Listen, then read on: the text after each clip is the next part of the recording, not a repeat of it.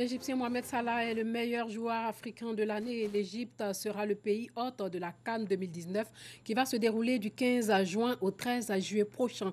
763, c'est le nombre d'accidents enregistrés en 2018 à San Pedro, dans le sud-ouest du pays, des accidents bien souvent dus à l'état défectueux des feux tricolores. Bonsoir et bienvenue dans ce journal-là. Le meilleur joueur africain se nomme Mohamed Salah. L'Égypte a l'honneur donc en juin.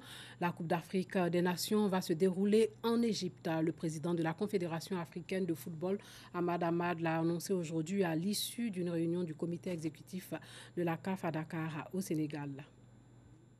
Allons en Égypte. Ainsi, on a décidé la Confédération africaine de football en ce qui concerne l'organisation de la CAN 2019, retirée au Cameroun à 5 mois de l'édition.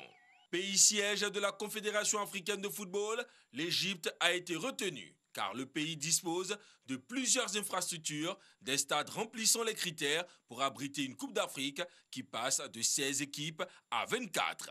L'Égypte, lors de sa dernière Coupe d'Afrique organisée en 2006, disposait déjà de 6 grands stades, cantonnés dans plusieurs villes aux repères touristiques et culturels.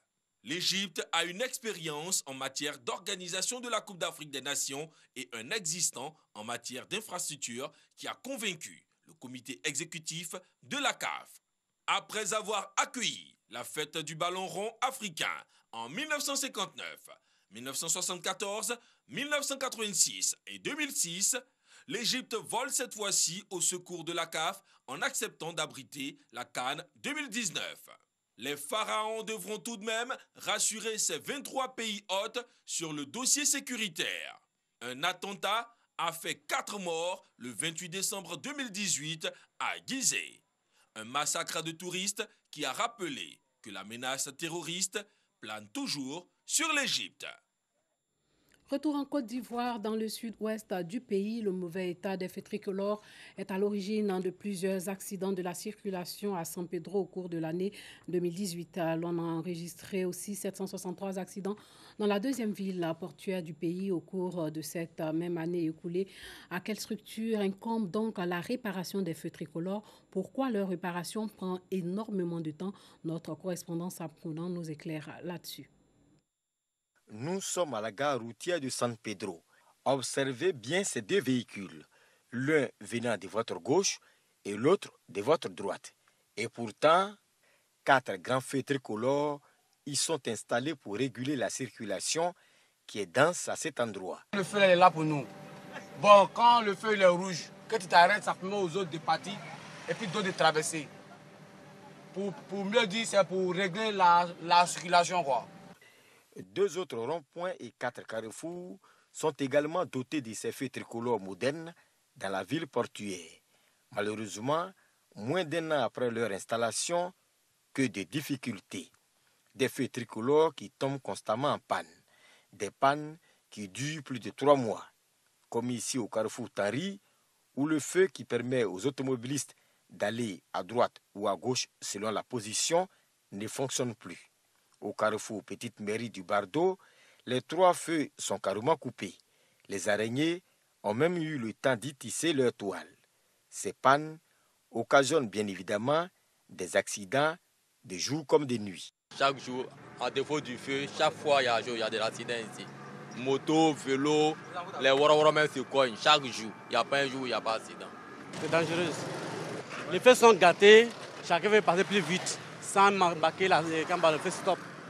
Même s'il n'y a pas fait, on doit faire un peu de pause pour rayer où on s'en va avant de sortir. Mais lorsqu'il n'y a pas fait comme ça, tout le monde est pressé, ça mène moins devant des accrochages.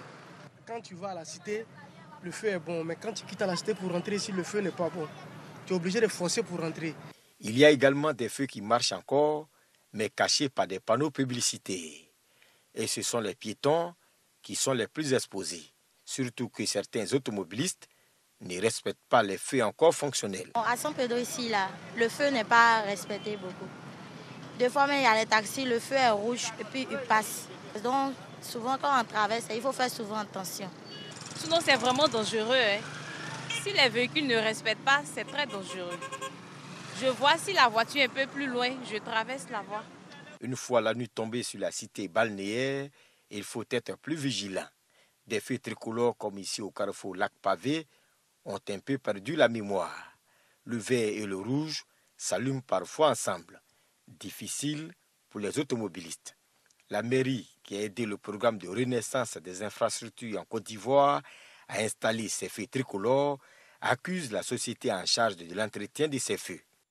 Il y a un contrat qui a été passé par l'AGEROUTE à une entreprise qui devrait normalement faire l'entretien de ces feux jusqu'en 2020. Malheureusement, nous constatons que cette entreprise, quand un feu tombe en panne, on l'interpelle, mais elle ne réagit pas, elle ne vient pas. C'est pour cela que depuis un bon moment, vous avez des feux qui sont en panne. Quand il s'agit par exemple d'une coupure d'électricité qui a fait que le feu n'a pas repris automatiquement, nous essayons de remettre le feu en marche. Mais si la panne se trouve au niveau du cerveau, nous sommes obligés de faire appel à la structure qui a en charge l'entretien des feux tricolores. Et l'entreprise est basée malheureusement à Abidjan et elle n'a aucune représentation dans la ville de San Pedro. Pour cette année 2019, les usagers n'ont qu'un seul souhait, voir tous ces feux tricolores fonctionnels. La pneumonie sévit en Afrique subsaharienne et selon les estimations de l'OMS, en Côte d'Ivoire, la pneumonie est responsable de près de 15% de mortalité chez les enfants. Grâce au vaccin, l'on arrive cependant à sauver de nombreux enfants. Une campagne de sensibilisation a été initiée à l'endroit des enfants de 0 à 5 ans au cours de cette opération qui portait sur la prévention et la prise en charge des malades. Chaque année, un enfant sur 6 de moins de 5 ans décède de la pneumonie, soit plus que le VIH-Sida, le paludisme et la méningite réunis. La quasi-totalité de ces décès se produit dans des pays à faible et moyen revenu, selon l'OMS, Organisation mondiale de la santé. Véritable problème de santé publique, la pneumonie est une infection des poumons causée le plus souvent par un virus ou une bactérie. En Côte d'Ivoire, cette pathologie est la deuxième cause de mortalité après le paludisme. Il faut donc l'éradiquer, d'où la tenue de cette vaste campagne de sensibilisation dans la ville d'Odéné. Au menu, campagne de dépistage, des soins, des infections respiratoires aiguës et de vaccination des enfants. Il est vraiment très important de respecter la toilette nasale du bébé. Parce que le nez, dans des zones et dans des climats comme l'Harmattan, est une porte d'entrée pour les maladies, pour la poussière. Donc on sait que ça peut donner des problèmes respiratoires, parce que ça peut commencer par le nez et la gorge et tomber dans les poumons. Mais aussi, on sait que c'est aussi la porte d'entrée, dans certains cas, de la méningite. Donc on a beaucoup insisté cette année pour que les mamans fassent en sorte de nettoyer régulièrement le nez de leur enfant par des techniques connues, médicales, paramédicales, mais vraiment qu'elles insistent à éviter que les enfants aient toujours le nez sale. J'ai appris beaucoup de choses, comment soigner l'enfant quand il a les narines poussées, comment fabriquer le médicament quand il n'y a pas de pharmacie. On m'a tout appris. Cette maladie qui se manifeste généralement par la fièvre, des frissons et la toux est causée le plus souvent par la pollution de l'air. Une pollution à l'origine de 50% de décès des enfants victimes de la pneumonie. Comme réponse à cette problématique, des fourneaux améliorés ont été distribués aux populations. On s'est rendu compte que la pollution domestique, donc la fumée du bois de chauffe pour la cuisson, était toxique et nocive pour les voies respiratoires des enfants. Du coup, cette année, on a décidé d'offrir à un quartier des fourneaux. On en a offert presque 70. C'est à la fois des fourneaux à bois et à la fois des fourneaux à charbon. 10 jours, c'est le temps qu'a duré cette campagne de sensibilisation contre la pneumonie initiée par l'ONG AGI dans la ville d'Odéné. La fête des Ignames est l'une des plus grandes manifestations du royaume d'Indénian. Cette fête a réuni tous les fils et filles du royaume autour de leur souverain. Elle a lieu le vendredi saint à Agnianso, une localité de l'Indénié du Blanc. Les Agnis commémorent aussi les 50 ans de règne de Nana Ano II. Dangui. Bienvenue à Agniassué, capitale du royaume Ahua, chef-lieu de sous-préfecture, porte d'entrée de la région de l'Indénié du Blanc, à l'est de la Côte d'Ivoire. La population se sont donné rendez-vous ce vendredi saint ici, au Palais Royal, où une nouvelle page de leur histoire va s'écrire dans quelques instants. La célébration de la fête d'Ignam couplée à celle du 50e anniversaire du règne de Nana Anno II, chef du canton. Ainsi rassemblé, le peuple n'attend plus que son chef. Quelques instants plus tard, Nana Anno II fait son entrée. Porté par sa jeunesse, acclamé par sa population, le chef de canton d'Aniassio communie avec son peuple. Test de popularité et de légitimité réussi pour cet homme sur le trône Ahua depuis 50 ans. Installé avec tous les honneurs et attributs dignes de son rang, les palabres et autres discours peuvent commencer. Les valeurs historiques et culturelles de l'instant sont tour à tour décryptées et soulignées. C'est une fête à la fois politique, esthétique, ludique, économique aussi, et religieuse. Religieuse parce que c'est l'occasion d'établir les contacts avec ceux qui nous ont quittés durant l'année. C'est aussi une manière de remercier Dieu de nous avoir maintenus en vie. C'est politique parce que c'est l'occasion pour tous les chefs du village de venir dans le chef-lieu, faire allégeance au chef. C'est une fête ludique puisque toutes les danses sont là.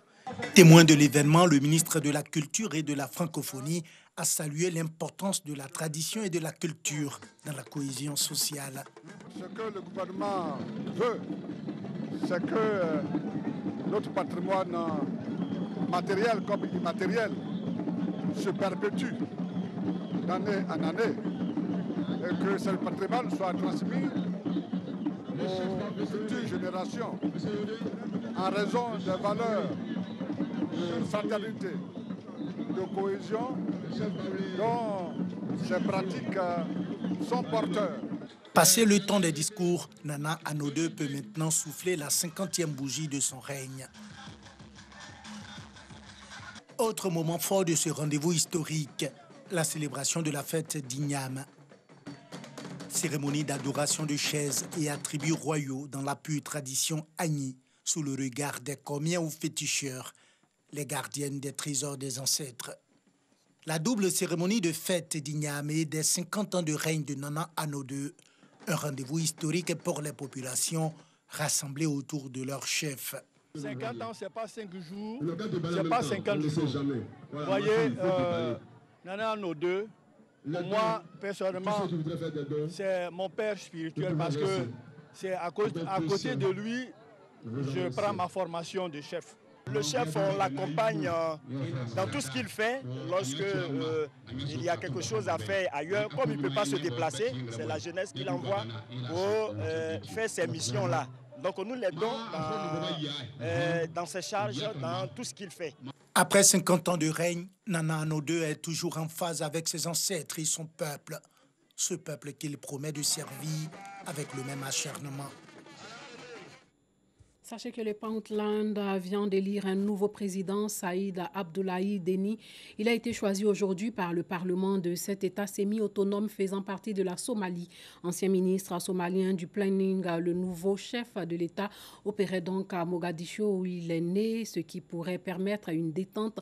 Il est attendu sur d'autres dossiers très sensibles, notamment la sécurité, avec la présence au Puntland de l'État islamique et des Chebaba. Des dizaines de milliers de pèlerins éthiopiens de tout le pays ont rejoint les églises taillées dans la roche de Lalibela pour célébrer Noël. Les Éthiopiens suivent le calendrier julien et les chrétiens orthodoxes célèbrent donc Noël en janvier. Certains pèlerins ont voyagé pendant 3 semaines et sont venus des endroits les plus reculés de l'Éthiopie pour la célébration. Et puis en France, 2 gendarmes mobiles qui disent avoir été blessés samedi dernier par un ancien boxeur lors des affrontements sur la passerelle Léopold Sédar Senghor à Paris témoignent de violence et de la radicalisation autour des Gilets jaunes. Acte 8 des Gilets jaunes. Les gendarmes attaqués par un ex-boxeur témoignent.